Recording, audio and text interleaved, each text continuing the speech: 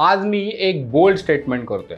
तुमच्यातल्या अनेकांना ते पटणार सुद्धा नाही, पण ते तितकंच खरं आहे याची मी खात्री देतो. तुमच्यापैकी नोकरी करणारे जेवढे आहेत त्यातल्या 90% लोकांना सॅलरी स्लिप वाचता येत नाही. पैसे तुमच्या खात्यामध्ये जमा होतात, तुम्ही खुश होता, पुढच्या सॅलरीची तुम्ही वाट बघायला सुरुवात करता. पण त्याच वेळी तुमच्या ईमेलवर एक PDF आलेली असते, त्यावर वेगवेगळे आकडे असतात, वेगवेगळे शब्द असतात, टर्मिनॉलॉजी असते. त्यावरून तुम्ही एकदा नजर फिरवता, PDF जी आहे ती क्लोज करता, ईमेलमधनं बाहेर येता आणि दॅट्स इट. ही जी PDF तुम्हाला ईमेलवर येते त्याला सॅलरी स्लिप म्हटलं जातं. आजच्या या व्हिडिओमध्ये आपण सॅलरी स्लिप अगदी बेसिक पासून समजून घेणार आहोत. तुम्ही जर नोकरी करत असाल तर हा व्हिडिओ तुम्ही शेवटपर्यंत बघणं अतिशय गरजेचं आहे, कारण ही माहिती तुमच्याच कामाची आहे. दुसरं म्हणजे माहिती कामाची असेल तर आणि तरच पैसा पाणी व्हिडिओ बनवतो. असे फार चॅनल जे आहेत ते तुम्हाला युट्यूबवर मिळणार नाहीत. त्यामुळं पैसा पाणी चॅनल लगेच सबस्क्राईब करा. आज आपण काय करणार आहे की बेसिक पे काय असतो, HRA काय असतं, ग्रॉस आणि नेट मध्ये काय नक्की फरक असतो, CTC म्हणजे कॉस्ट टू कंपनी म्हणजे नक्की काय असतं, सगळ्यात महत्त्वाचं म्हणजे सॅलरी स्लिप आपल्या रोजच्या जगण्या इतकी महत्त्वाची आहे का, आणि असेल तर ती काय आहे, हे सगळं A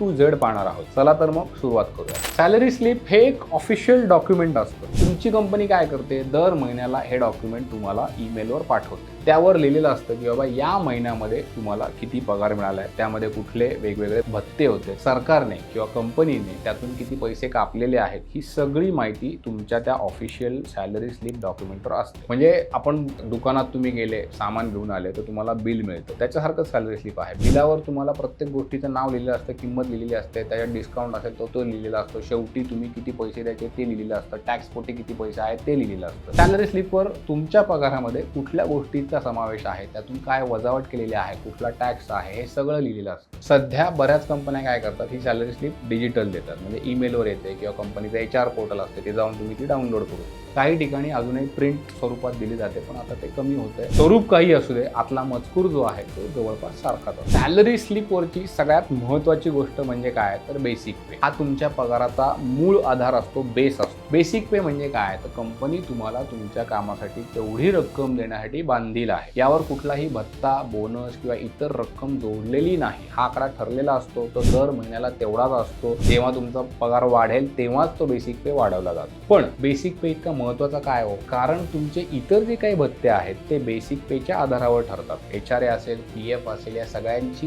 कॅल्क्युलेशन जी आहे ती बेसिक पेशी जोडलेली असते. म्हणजे बेसिक पे तुमचा जेवढा जास्त तेवढे तुमचे इतर फायदे पण जास्त असतात. साधारणपणे जर तुम्ही बघायला गेले तर बेसिक पे हा एकूण CTCच्या म्हणजे कॉस्ट टू कंपनी तुमचा पगार जो आहे त्याच्या 35 ते 50% बेसिक पे असतो. काही कंपन्या काय करतात, जास्त बेसिक पे देतात, काही कमी देतात. हे प्रमाण कमी जास्त जर झालं तर त्याचे परिणाम तुमच्या PF वर होतात, ग्रॅच्युटीवर होतात, टॅक्सवर सुद्धा होतात. तर हे आपण ते कसं होणार हे आपण पुढे पाहणार आहोत. त्यानंतर येतं सॅलरी स्लिपवरची दुसरी महत्त्वाची गोष्ट, ती म्हणजे HRA हाऊस रेंट अलाउन्स, म्हणजेच घर भाडे भत्ता. समजा की तुम्ही शहरात राहताय, भाड्याच्या घरात, तर कंपनी काय करते, दर महिन्याला तुम्हाला एक विशिष्ट रक्कम घर भाड्या पोटी देते. ही रक्कम म्हणजे HRA हाऊस रेंट अलाउन्स. तो साधारणपणे बेसिक पेच्या 40 ते 50% असतो. मेट्रोमध्ये तुम्ही राहत असाल, मुंबई दिल्ली सारखी शहरं किंवा बँगलोर असेल, चेन्नई असेल, तर तिथे तो 50% असतो. छोट्या शहरांमध्ये 40%. याचा सगळ्यात मोठा फायदा काय होतो माहिती का, टॅक्स सवलतीसाठी तुम्हाला HRA वापरतो. म्हणजे खरोखर तुम्ही जर भाड्याने राहत असाल, भाडं तुम्ही खरोखर भरत असाल, तर HRA वर तुम्हाला इन्कम टॅक्समध्ये सूट मिळते. म्हणजे तुमचं करपात्र उत्पन्न जे आहे ते कमी होतं आणि तुम्हाला टॅक्स जो आहे तो कमी भरायला लागतो. पण तुम्ही जर स्वतःच्या घरात राहत असाल तर HRA वर तुम्हाला कुठलीही टॅक्स सवलत मिळत नाही. जेव्हा तुम्ही भाड्याच्या घरात राहताय तेव्हा भाडं दिलं तर त्याची भाड्याची रितसर पावती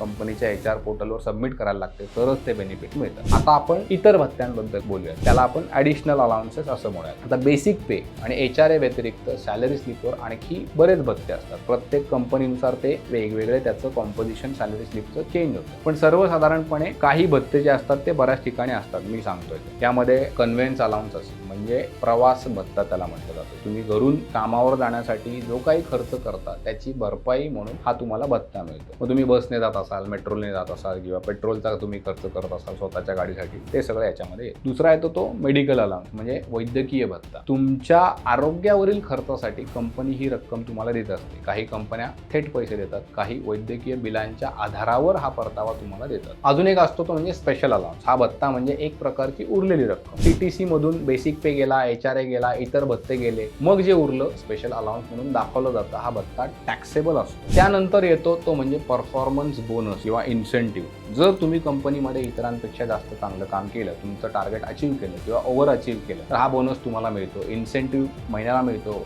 वार्षिक मिळतो किंवा क्वार्टरली सुद्धा मिळतो. हे त्या कंपनीवर अवलंबून आहे. या सगळ्या भत्त्यांची रक्कम जेव्हा एकत्र केली जाते त्याला म्हणतात ग्रॉस सॅलरी. ग्रॉस सॅलरी म्हणजे काय, तर सर्व प्रकारचे भत्ते, बेसिक पे हे सगळं एकत्र केलं आणि मग तुम्हाला जी रक्कम येते ती आहे ग्रॉस पे. यातून अजून कुठलीही रक्कम वजा केलेली नसते. आता सगळ्यात महत्त्वाचा भाग येतो तो म्हणजे डिडक्शन्स किंवा वजावट. डिडक्शन्स म्हणजे काय, तर ग्रॉस सॅलरी मधनं जे पैसे वजा होतात ते. हे पैसे कुठे जातात, तर सरकारकडे जातात, PF मध्ये जातात किंवा काही इन्व्हेस्टमेंट तुम्ही योजनांमध्ये करत असाल तर त्यात जातात. हे पैसे कुठे जातात ते आपण आता पाहूया. PF म्हणजे काय, तर प्रॉव्हिडंट फंड. निवृत्तीनंतरचं बचत खातं म्हणजे PF. तुमच्या बेसिक पेच्या 12% रक्कम दर महिन्याला PF मध्ये जाते. तितकीच रक्कम कंपनी सुद्धा भरत असते. म्हणजे एकूण बेसिक पेच्या 24% रक्कम PF मध्ये जमा होते. हे पैसे निवृत्तीनंतर किंवा काही विशिष्ट परिस्थितीमध्ये तुम्हाला अगोदर रिडीम करता येतात. ESI म्हणजे एम्प्लॉई स्टेट इन्शुरन्स. जर तुमची ग्रॉस सॅलरी महिन्याला 21,000 रुपयांपेक्षा कमी असेल तर ESI कापला जातो. हा एक प्रकारचा आरोग्य विमा असतो ज्यातून तुम्हाला आणि तुमच्या कुटुंबाला वैद्यकीय सुविधा उपलब्ध होऊ शकतात. TDS म्हणजे काय, तर tax deducted at source. He income टॅक्सची रक्कम असते. तुमचं वार्षिक उत्पन्न करपात्र मर्यादेपेक्षा जास्त असेल तर कंपनी काय करते, दर महिन्याला थोडा टॅक्स कापते आणि सरकारकडे जमा करते. म्हणजे काय होतं, वर्षाअखेरीस एकदम मोठी रक्कम भरण्याची तुमच्यावर वेळ येत नाही. ती भरण्याऐवजी हळूहळू ती दर महिन्याला कापली जाते. मग काय येतो, तर प्रोफेशनल टॅक्स. हा असतो राज्याचा कर. कुठलंही राज्य सरकार हा कर आकारते. महाराष्ट्रात, कर्नाटकात, इतर काही राज्यांमध्ये प्रोफेशनल टॅक्स लागतो. साधारणपणे महिन्याला 200-300 रुपयांपर्यंत त्याची अमाऊंट असते. या सगळ्या वजावटी ग्रॉस सॅलरी मधनं वजा केल्या की जे उरतं हे झालं नेट पे. नेट पे म्हणजे तुमच्या बँकेच्या अकाउंटमध्ये प्रत्यक्षात जमा होणारी रक्कम. आता ग्रॉस सॅलरी मधून सगळे डिडक्शन वजा केल्यानंतर जे काही उरतं ते नेट पे. बऱ्याच लोकांना काय वाटतं, CTC म्हणजेच नेट पे, पण तसं अजिबात नाही. CTC, ग्रॉस आणि नेट हे 3 वेगवेगळे असतात. हे बऱ्याच कर्मचाऱ्यांना माहितीच नसतं, त्याची कल्पनाच नसते. आता आपण CTC, ग्रॉस आणि नेट हे 3 वेगवेगळे का असतात त्याचं एक थोडक्यात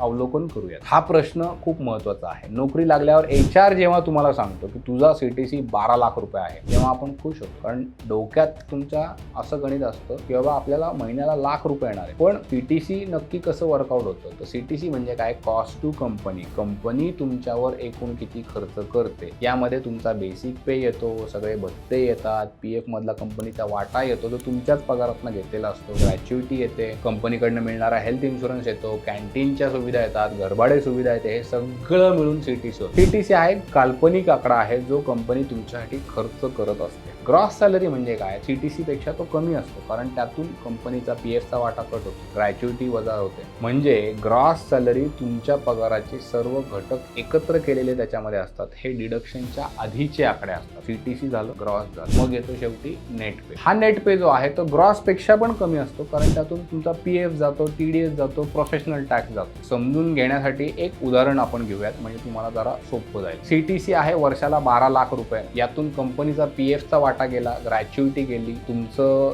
ग्रॉस सॅलरी साधारणपणे मे बी महिन्याला 85,000 रुपये. त्यातून तुमचा PF जातो, TDS जातो, प्रोफेशनल टॅक्स जातो. नेट पे जो आहे हातात येणारा तो जातो 75,000च्या आसपास. 12 लाख CTC म्हणजे महिन्याला 70-75,000 हातात येतात. हे लक्षात तुम्ही ठेवणं गरजेचं आहे. याच कारणामुळे नोकरीसाठी बोलणी करताना फक्त CTC नाही तर ग्रॉस आणि अपेक्षित नेट पे किती असेल हे HR कडनं तुम्ही क्लॅरिफिकेशन मागितलं पाहिजे. आणखी एक प्रश्न, सॅलरी स्लिप महत्त्वाची का असते, कारण सॅलरी स्लिप तुम्हाला दर महिन्याला मिळते. म्हणजे त्यात काहीतरी तर दम आहे. कारण तुम्हाला जर होम लोन घ्यायचं असेल, कार लोन घ्यायचं असेल, पर्सनल लोन घ्यायचं असेल, क्रेडिट कार्डसाठी अर्ज करायचा असेल तर बँक तुमच्याकडे सगळ्यात आधी सॅलरी स्लिप मागते. मागच्या 3 महिन्याच्या, काही बँका 6 महिन्याच्या सॅलरी स्लिप मागतात. त्या बघून ते ठरवतात की तुम्हाला किती लोन द्यायचं. सॅलरी स्लिप नसेल तर तुम्हाला कर्ज मिळण्यासाठी अडचणी येतात. वर्षाअखेरीस ITR जेव्हा तुम्ही फाईल करता त्यावेळेस सॅलरी स्लिप महत्त्वाची असते. TDS किती कापला गेला, कोणते भत्ते होते, PF किती जमा झाला, या सगळ्याचा हिशोब ठेवायला सॅलरी स्लिप हीच मदत करत असते. आणखी एक, तुम्ही नोकरी बदलली, नवीन कंपनीत गेले तर आधीचा CTC काय होता हे ते विचारतात. बऱ्याचदा त्याचा प्रूफ म्हणून सॅलरी स्लिप मागतात. त्यामुळे नव्या नोकरीमध्ये तुम्हाला पगारवाढ किती मागायची हे ठरवताना तुमची सॅलरी स्लिप जी आहे ती महत्त्वाची आहे. आता हे सगळं माहीत झाल्यानंतर स्लिप प्रत्यक्षात कशी वाचायची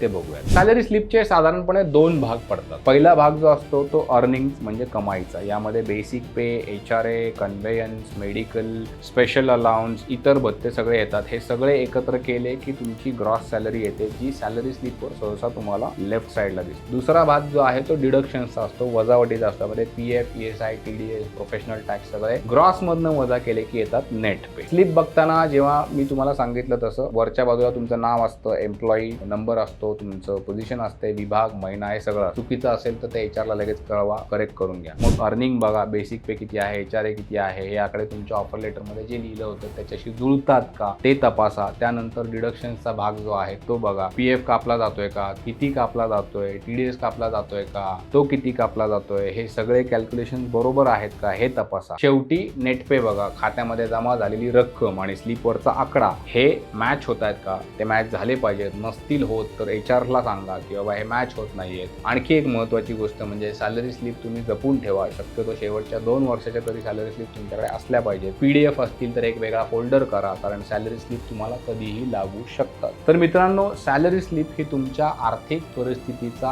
आरसा आहे. त्यामुळे त्यामध्ये कुठल्या गोष्टी येतात हे तुम्हाला माहिती असणं गरजेचं आहे. त्यामुळे सॅलरी स्लिप तुम्ही जपून ठेवल्या पाहिजेत. सॅलरीमधनं आलेल्या पैशामधनं आपण बरंच काही खरेदी करत असतो, कुटुंब सुरक्षित व्हावं म्हणून इन्शुरन्स देखील घेत असतो. पण हा इन्शुरन्स घेताना तुमच्याबरोबर स्कॅम होऊ शकतो का? अगदी होऊ शकतो. तो होऊ नये म्हणून राईट साईडला एक व्हिडिओ तुम्हाला देतोय, तो व्हिडिओ नक्की पहा. आणखी एक व्हिडिओ आम्ही लवकरच घेऊन येऊ आमच्या चॅनेलवर. तोपर्यंत पाहत राहा पैसा पाणी.